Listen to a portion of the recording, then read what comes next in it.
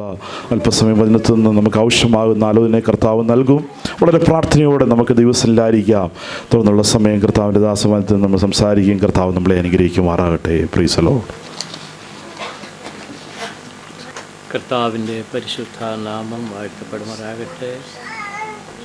ബഹുമാനിയ കർത്തൃദാസന്മാർ, കർത്താവിൽ ഏറ്റവും സ്നേഹിക്കുന്ന ദൈവമക്കൾ, എല്ലാ പ്രിയപ്പെട്ടവർക്കും വേഗം വരുന്ന കർത്താവായ യേശുക്രിസ്തുവിൻ്റെ നാമത്തിൽ എൻ്റെ സ്നേഹ വന്ദനം അറിയിക്കുന്നു.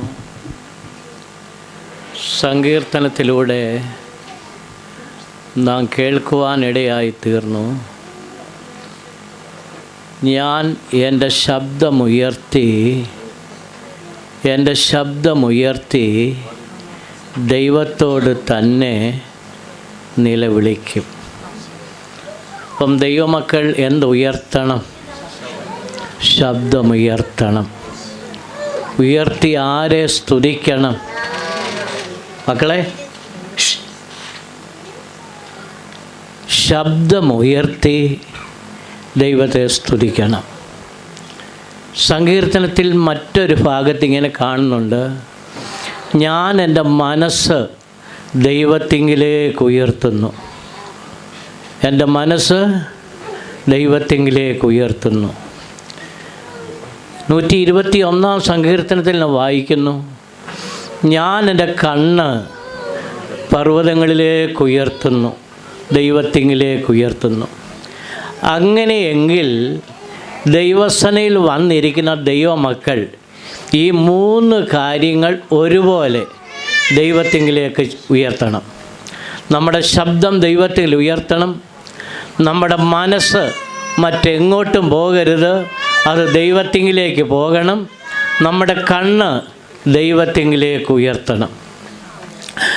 നാം ചെയ്യാനുള്ളത് ചെയ്തു കഴിഞ്ഞാൽ ദൈവം ചെയ്യാനുള്ളത് ചെയ്യും.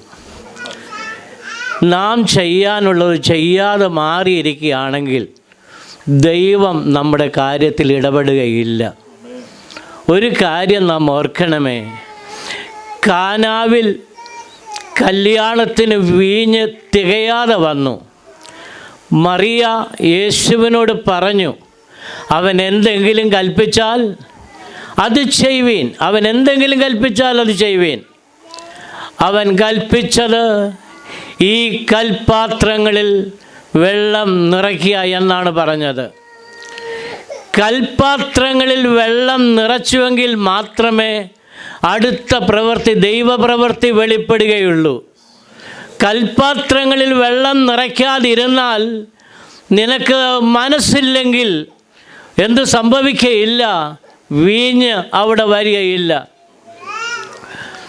ലാസറിൻ്റെ കല്ലറയ്ക്കരെ ആ കല്ല് ഉരുട്ടുവാൻ നിങ്ങൾക്ക് കഴിയും. ആ കല്ല് നിങ്ങൾ ഉരുട്ടിക്കളഞ്ഞാൽ ഞാൻ ചെയ്യേണ്ടത് ഞാൻ ചെയ്യും. ഇന്ന് പകൽക്കാലം പ്രിയ ദൈവജനമേ, നാം ചെയ്യുവാനുള്ളത് ചെയ്താൽ ദൈവം ചെയ്യുവാനുള്ളത് ചെയ്യുവാൻ അവൻ നമ്മുടെ മധ്യേ ഇറങ്ങി വരുവാനിടയായിത്തീരും. നിന്റെ വ്യക്തിപരമായ ജീവിതത്തിൽ, നിന്റെ കുടുംബപരമായ ജീവിതത്തിൽ ദൈവത്തിൻ്റെ പ്രവൃത്തി ചെയ്യുവാൻ ദൈവം ഇറങ്ങി വരിക തന്നെ ചെയ്യുമെന്ന് ഈ സന്ധ്യാസമയത്ത് ഞാൻ നിങ്ങളോട് ഓർപ്പിക്കട്ടെ. നമുക്ക് ഒരു വേദവാക്യം വായിക്കാം. സംഖ്യാപുസ്തകം 10-ാം അധ്യായം അതിന് 8-9 വാക്യങ്ങൾ വായിക്കാം. 8, 9, 10, 3 വാക്യങ്ങൾ വായിച്ചാട്ട്. അഹരോന്റെ പുത്രന്മാരായ പുരോഹിതന്മാർ ആകുന്നു കാഹളം ഊതേണ്ടത്. ഇത് നിങ്ങൾക്ക് തലമുറ തലമുറയായി എന്നേക്കും ഒരു ചട്ടമായിരിക്കണം. പിന്നെ നിങ്ങളുടെ ദേശത്ത് നിങ്ങളെ ഞെരുക്കുന്ന ചില ശക്തികളുണ്ടല്ലോ, ചില ശത്രുക്കളുണ്ടല്ലോ, അതിനെ നേരെ നിങ്ങൾ യുദ്ധത്തിന് പോകുമ്പോൾ വായിച്ചാട്ട്,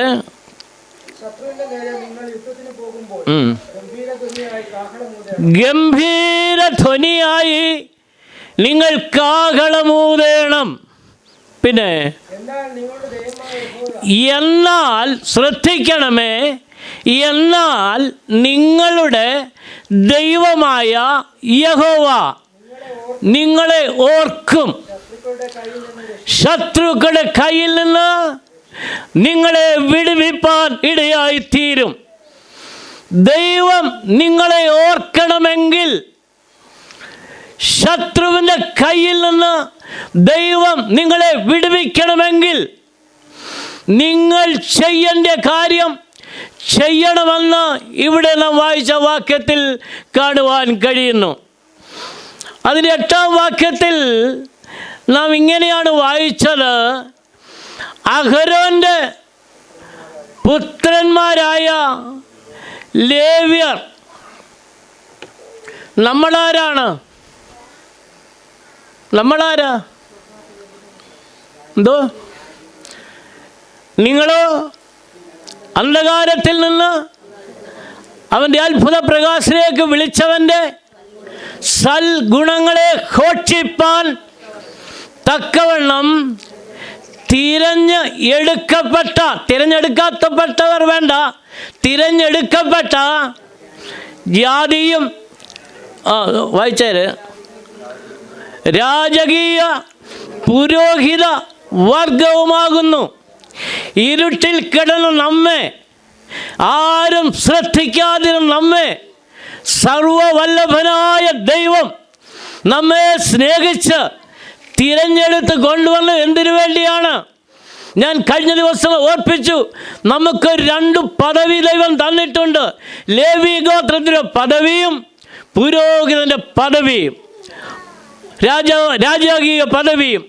ഈ 2 പദവികൾ ദൈവം നമുക്ക് നൽകിയിട്ടുണ്ട്. പക്ഷേ ആര് കാഹളം ഊതണം? ഇവിടെ നാം വായിച്ചത് പുരോഹിതന്മാർ കാഹളം ഊതണം. അങ്ങനെയെങ്കിൽ ഇന്ന് ഇവിടെ വന്നിരിക്കുന്ന എല്ലാ ദൈവമക്കളും കാഹളമൂതിയേ മതിയാകൂ. കാഹളമൂതുവാൻ നിനക്ക് മനസ്സില്ലെങ്കിൽ വീട്ടിലിരിക്കുന്നതാണ് നല്ലത്. നീ ഇവിടെ വന്നിരിക്കുന്നത് മൗനവ്രതം ചെയ്യുവാനല്ല. ഇവിടെ വന്നിരിക്കുന്നത് മൗനമായിട്ടിരുന്ന് മടങ്ങിപ്പോകുവാനല്ല. ഇവിടെ വന്നിരിക്കുന്നത് ദൈവത്തെ സ്തുതിക്കുവാൻ, ദൈവത്തിന് കാഹളം ഊതുവാൻ. ദൈവവൈതലേ, നീ കടന്നു വന്നിരിക്കുകയാണ്. Price the Lord. ഇത് നിങ്ങൾ തലമുറയായി എന്ത് ചെയ്യണമെന്ന ഊതണം എന്നാണ് കാണുവാൻ കഴിയുന്നത്. നമുക്ക് ഈ സങ്കീർത്തനത്തിലേക്ക് കൂടെ വരാം. 81-ന്റെ 3-4 വാക്യം കൂടി ഒന്ന് വായിക്കാം.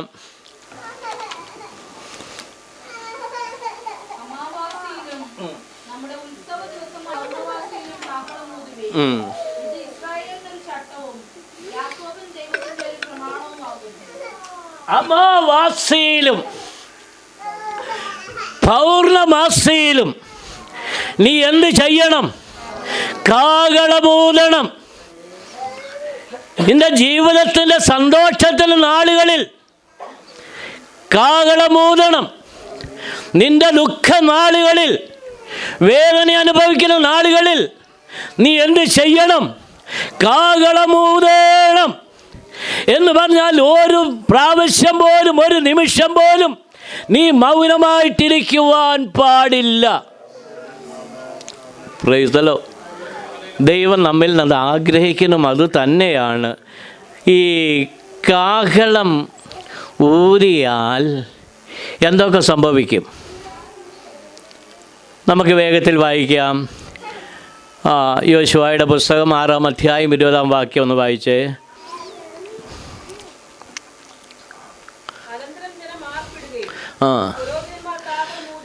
അനന്തരം ജനം ആർപ്പിട്ടു. പിന്നെ പുരോഹിതന്മാർ കാഹളമൂതുകയും ചെയ്തു. അടുത്ത ഭാഗം. അത്യുച്ചത്തിൽ ആർപ്പിട്ടപ്പോൾ മതിൽ വീണു. നിന്റെ ആർപ്പിൻ്റെ മുൻപിൽ, നിന്റെ സ്തുതിയുടെ മുൻപിൽ, നിന്റെ ആരാധനയുടെ മുൻപിൽ വീഴാത്ത ഒരു മതിലുമില്ല. ദൈവ പൈതൽ ആരാധിക്കുവാൻ തുടങ്ങിയോ, ആർപ്പിടുവാൻ തുടങ്ങിയോ, ദൈവത്തെ സ്തുതിക്കുവാൻ തുടങ്ങിയോ, ശത്രു വിറയ്ക്കുവാൻ തുടങ്ങും. നീ മൗനമായിട്ടിരുന്നാൽ, നീ അനങ്ങാതിരുന്നാൽ ശത്രു ബലപ്പെടുവാനിടയായിത്തീരും.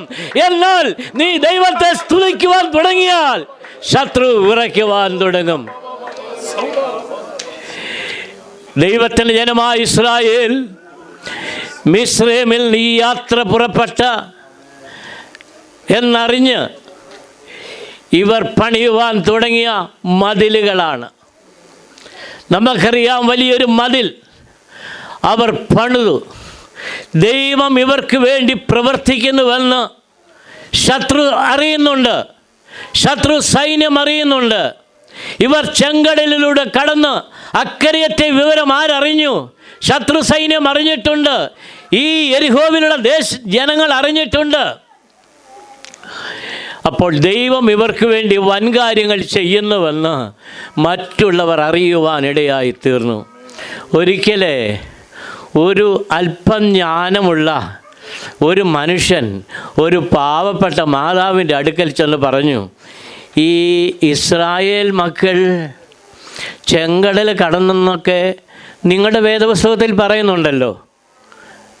ആ സമയത്ത് ചെങ്കടലിൽ വേലിയേറ്റത്തിൻ്റെ സമയമായിരുന്നു.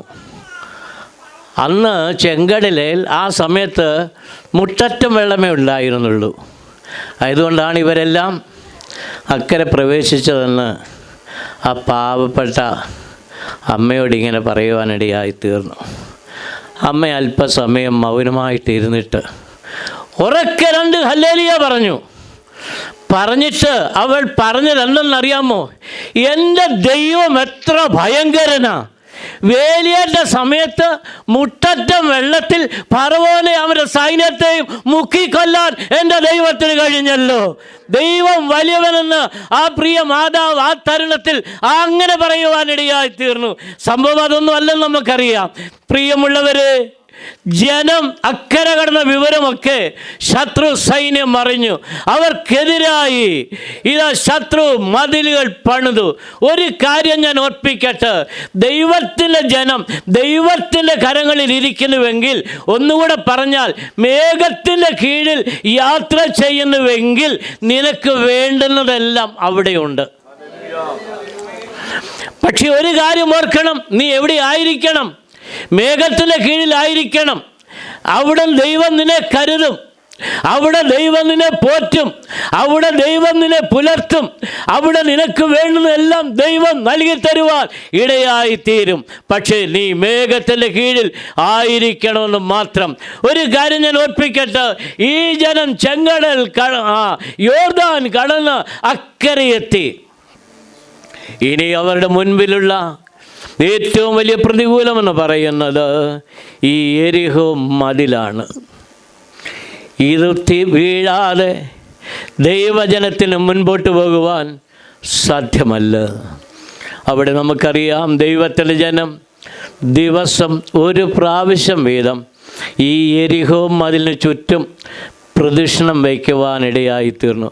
പക്ഷെ ഒറ്റ കാര്യമുണ്ട്, ഇപ്പം നമ്മളിരിക്കുന്ന പോലെ, ഇപ്പം നമ്മളിരിക്കുന്ന ഈ ഇരിപ്പുണ്ടല്ലോ, ഇതുപോലെ വേണം നിങ്ങൾ എന്ത് ചെയ്യാൻ?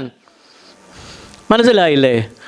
ഇതുപോലെ വേണം നിങ്ങൾ ഈ യെരിഹോ മതിലിന് ചുറ്റും വലയം ചെയ്യുവാൻ. കാരണം നിങ്ങൾ വാ പൊളിച്ച് പോയാൽ ഒരു പക്ഷേ നിരാശപ്പെടുത്തുന്ന വാക്കുകൾ പറയും.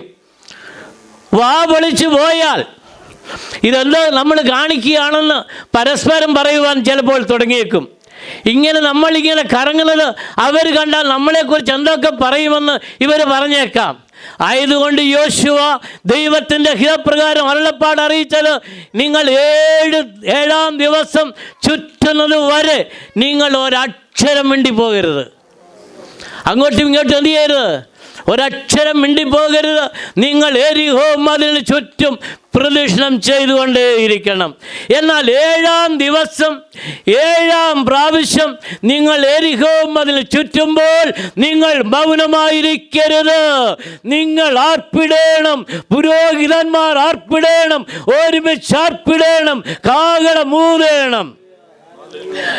കാഹളം ഊതിയാൽ, വീണ്ടും ഞാൻ ഓർപ്പിക്കട്ടെ, വീഴാത്ത ഒരു മതിലുമില്ല. നീണ്ട ചില വർഷങ്ങൾക്ക് മുൻപ് ഞാൻ കഴിഞ്ഞ പ്രാവശ്യം നിങ്ങളോട് ഓർപ്പിച്ചെന്ന് തോന്നുന്നു, ഞങ്ങളുടെ വീട്ടിൽ ഞാൻ ശാരീരികമായി വളരെ പ്രയാസത്തിൽ കിടക്കുമ്പോൾ, മരണത്തോട് അഭിമുഖിച്ച് കിടക്കുമ്പോൾ, വീട്ടിലിങ്ങനെ പ്രാർത്ഥന നടന്നുകൊണ്ടിരിക്കുകയാണ്.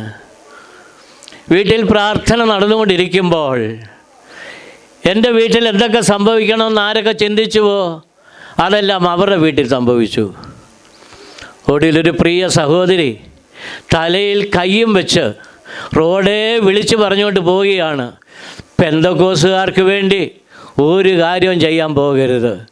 പെന്തക്കോസുകാർക്ക് വേണ്ടി എന്തെങ്കിലും ചെയ്താൽ അവർ പ്രാർത്ഥിച്ച് നമ്മളെ കൊല്ലും. ഞാൻ ഓർപ്പിച്ചത്, വീട്ടിൽ പ്രാർത്ഥന നടന്നപ്പോൾ ആ വീട്ടിലെ അടുത്ത വീട്ടിലെ ആ പ്രിയപ്പെട്ടവൻ തലയ്ക്ക് സുബോധമില്ലാതായി. വലിയ കഷ്ടങ്ങളും നഷ്ടങ്ങളുമൊക്കെ അവർക്കുണ്ടാകുവാനിടയായി തീർന്നു. ഓർപ്പിച്ചത്, ദൈവജനമാർപ്പിട്, ദൈവജനം സ്തുതിക്ക്. ശത്രുവിൻ്റെ ഒരായുധവും നിനക്കെതിരെ ഫലിക്കില്ല, നിനക്ക് നേരെ വരികയില്ല. ശത്രുവിൻ്റെ ആയുധങ്ങൾ തകർന്നു പോകുവാനിടയായിത്തീരും. പക്ഷേ ഒന്ന് ചെയ്യുക, നാം ആർപ്പിടുവാൻ ഒരുങ്ങിക്കൊള്ളുക. Praise the Lord. ന്യായാധിപന്മാരുടെ പുസ്തകത്തിലേക്കൂടെ വന്നേ വേഗത്തിൽ 7-ാം അധ്യായം 19-20 വാക്യങ്ങൾ ഒന്ന് വായിക്കാം.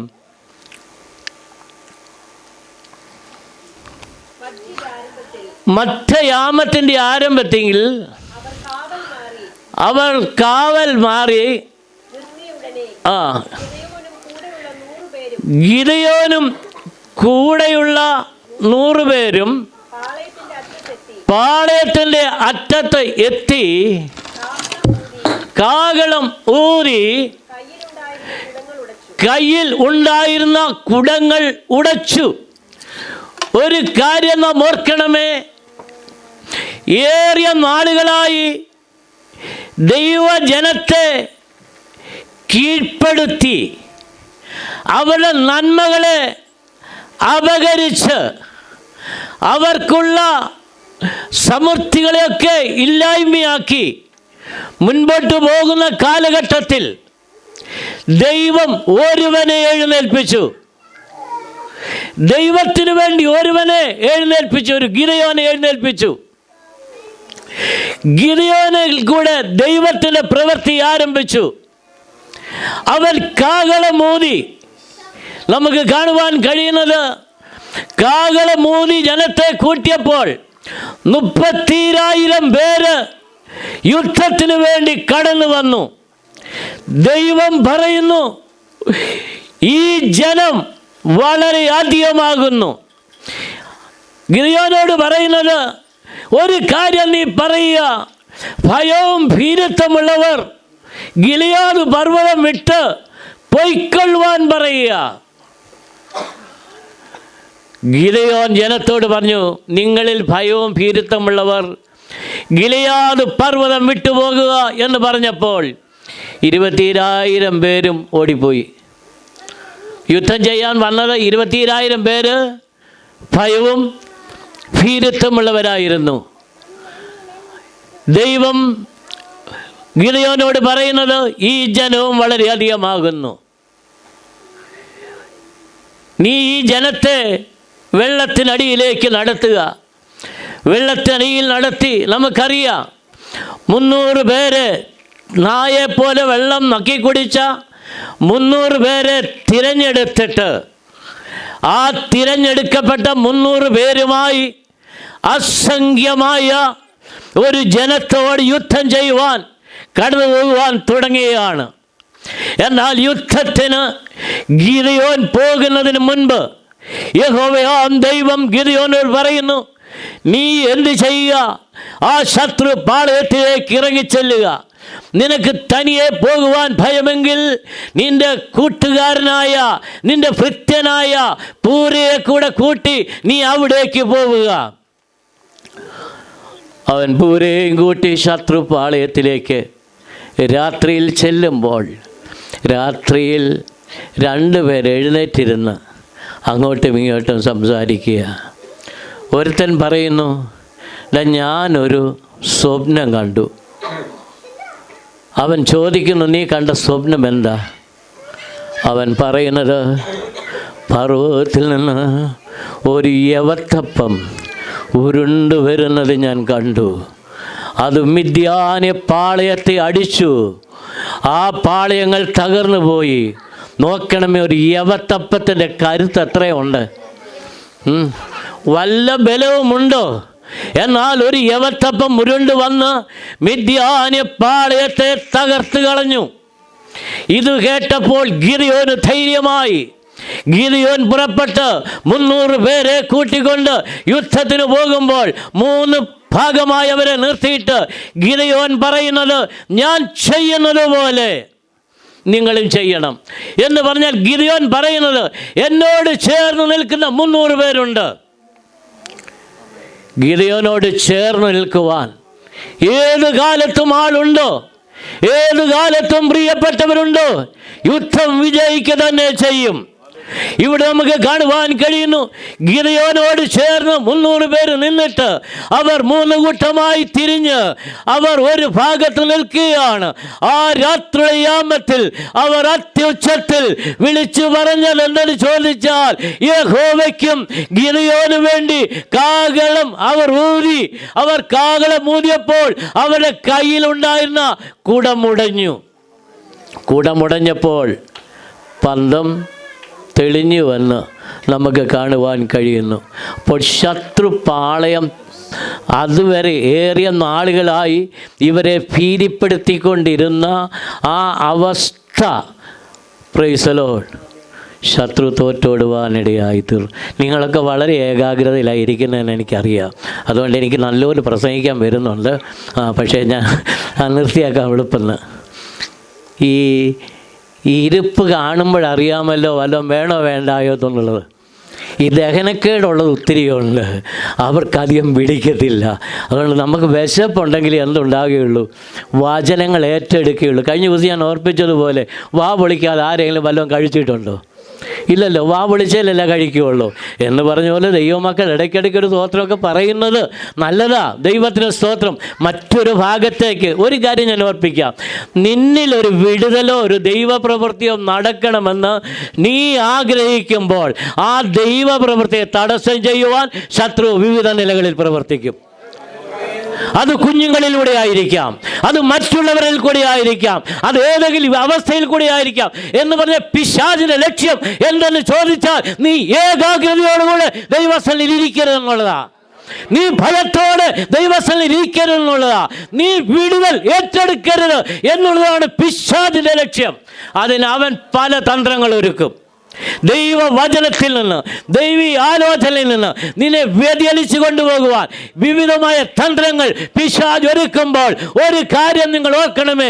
തിരുവെഴുത്തിൽ ഇങ്ങനെ വായിക്കുന്നു, നിങ്ങൾ പിശാചിന്റെ തന്ത്രങ്ങളെ അറിയാത്തവരല്ലല്ലോ.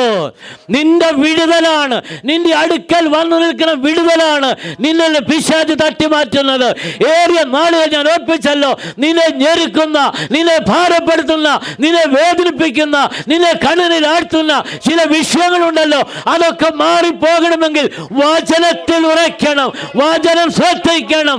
എന്നാൽ മാത്രമേ ദൈവത്തിന്റെ പ്രവൃത്തി വെളിപ്പെടുകയുള്ളൂ. Price the Lord.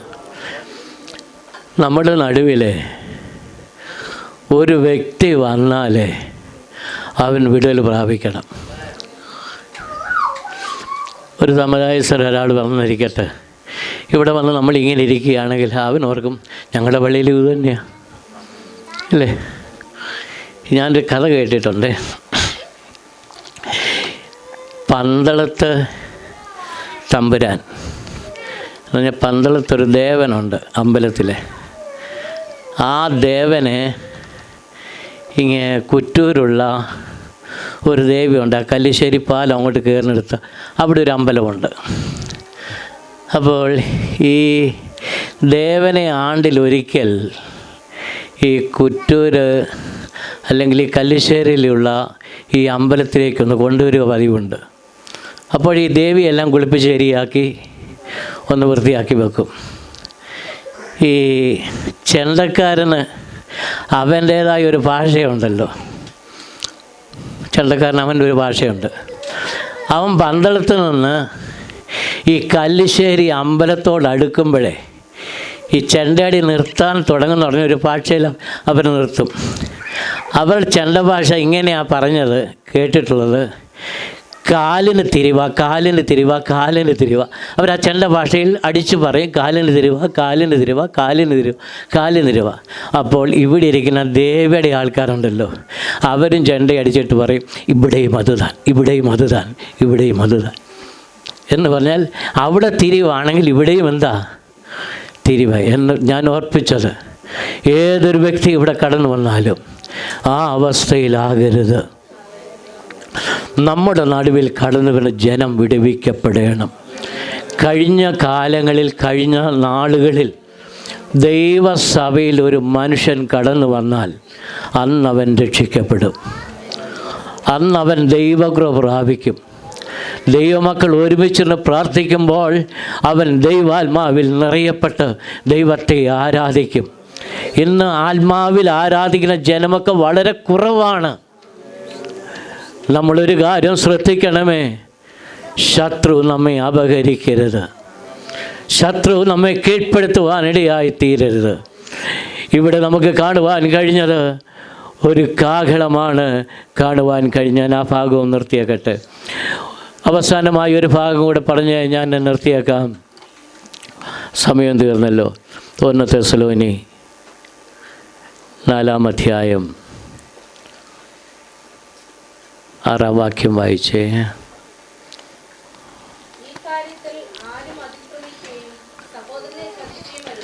1 തെസ്സലോനി 2 തെസ്സലോനിയാണ്.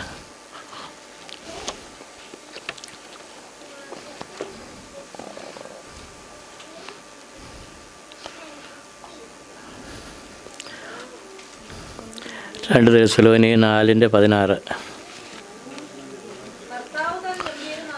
കർത്താവ് താൻ ഗംഭീരനാദത്തോടും പ്രധാന ദൂതൻ്റെ ശബ്ദത്തോടും ദൈവത്തിൻ്റെ കാഹളത്തോടും കൂടെ സ്വർഗത്തിൽ നിന്ന് ഇറങ്ങി വരികയും കർത്താവിൽ മരിച്ചവർ മുൻപ് ഉയർത്തെഴുന്നേൽക്കുകയും ചെയ്യും. നമ്മുടെയൊക്കെ ജീവിതത്തിലെ ഏറ്റവും വലിയ പ്രത്യാശ എന്താ? ഇന്ന് നമ്മളിവിടെ കൂടി വന്നിരിക്കുന്നത് എന്തുകൊണ്ടാണ്? നമ്മുടെ കർത്താവിനെ ആരാധിക്കുവാൻ. എന്തിനു വേണ്ടി? കർത്താവ് ഒരുക്കുന്ന ആ വീട്ടിൽ നമുക്ക് ചെല്ലണം. ആ വലിയ പ്രത്യാശയോടെയാണല്ലോ നാം ഇവിടെ കൂടി വന്നിരിക്കുന്നത്. കർത്താവ് താൻ ഗംഭീരനാദത്തോടും. ഞാൻ ചില സന്ദർഭങ്ങളിൽ ഇങ്ങനെ ഓർപ്പിക്കാറുണ്ട്, നമ്മളൊരു പാട്ട് പാടുമല്ലോ, പല ഡെഡ് ബോഡിയും കുഴിയിലോട്ട് വെക്കാറാകുമ്പോൾ, കർത്തൃകാഹളം യുഗാന്ത്യ കാലത്തിൽ ധ്വനിക്കുമ്പോൾ നിത്യമാം പ്രഭാത ശോഭിതത്തിൽ നാം പാർത്തലെ രക്ഷാപ്പെട്ടോരാക്കേരെ കൂടി ആകാശേ പേർ വിളിക്കും നേരം. നമ്മുടെ പേരൂടെ ആ കൂട്ടത്തിൽ കാണണം.